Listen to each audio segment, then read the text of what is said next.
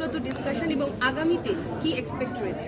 না, উনি আগেও আমার কাছে এসেছিলেন এবং দেখা করেছিলেন। উনিও চাইছেন, উনি চাইছেন মানে on behalf of Bangladesh government উনি আমার সাথে কথা বলছিলেন যে এই বিষয়। তো আমি বললাম প্রথমেই আপনার যে ওখানকার যে অবস্থা, সেই অবস্থার আগে আপনারা এটাকে সাবসাইড করুন।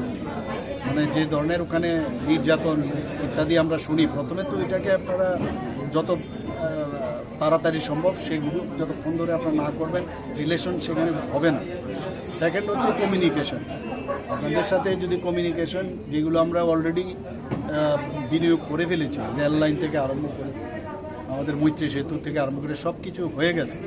তো আপনারা তাড়াতাড়ি এগুলো যদি ইমপ্লিমেন্ট করতে হয়, সম্পর্ক বাড়াতে হয়, তো এইগুলোও দরকার। মানুষ বিজনেস চায়, আপনাদের এদিকেও যারা আছেন, কারণ আমরা জানি ফিশ থেকে আরম্ভ করে সিমেন্ট থেকে আরম্ভ করে বা যে চিপসগুলো আসে বাইরের, তো সেইগুলো এখন কিন্তু মুশকিল। তো সেই এবং উনি বলছিলেন যে আমাদের যে ত্রিপুরা হয়ে যারা ট্রিটমেন্টের জন্য ভারতবর্ষে আসে তারা অনেকটা দে ফিল গুড। তাহলে আমাদের প্রবলেম নেই, আমরা দেবো, কিন্তু পাশাপাশি বিষয়গুলো আপনারা দেখুন। উনি তো বললেন যে এখনের যে গভর্নমেন্ট তারা অনেকটা এই বিষয়ে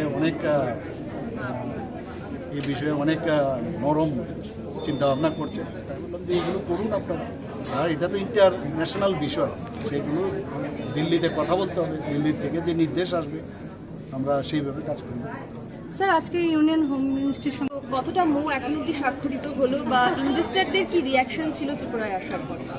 কালকে যারা এসেছিল তারা সবাই খুশি, এবং ত্রিপুরার মানুষ সবাই আপনারা জানেন যে অতিথি পরায়ণ। তো ওরা তো এগুলো দেখে না, সবকটাই সুপারফিশিয়াল অন্যান্য জায়গায় গেলে ওরা দেখে খুবই আনন্দিত, খুশি। এটা দরকারও, কারণ এটা কিন্তু ফেস অফ আওয়ার স্টেট।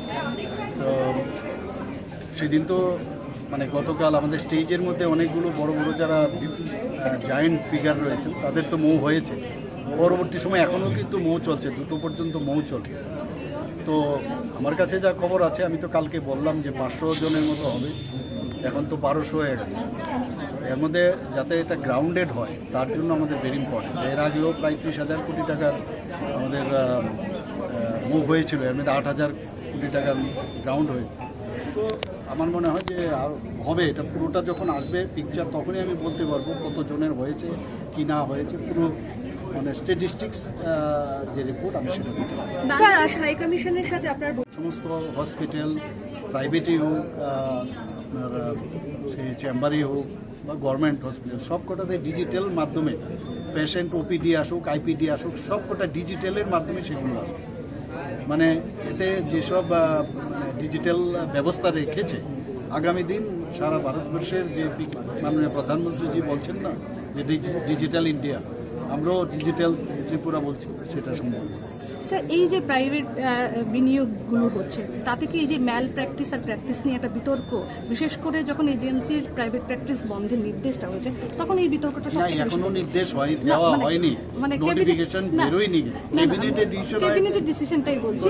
আপনার কি মনে হয় এই যে প্র্যাকটিস ম্যাল প্র্যাকটিসের বিতর্কটা এতে করে অনেকটা কমে যাবে? ম্যাল প্র্যাকটিস আমি জানি না, প্র্যাকটিস সম্পর্কে আমি জানি।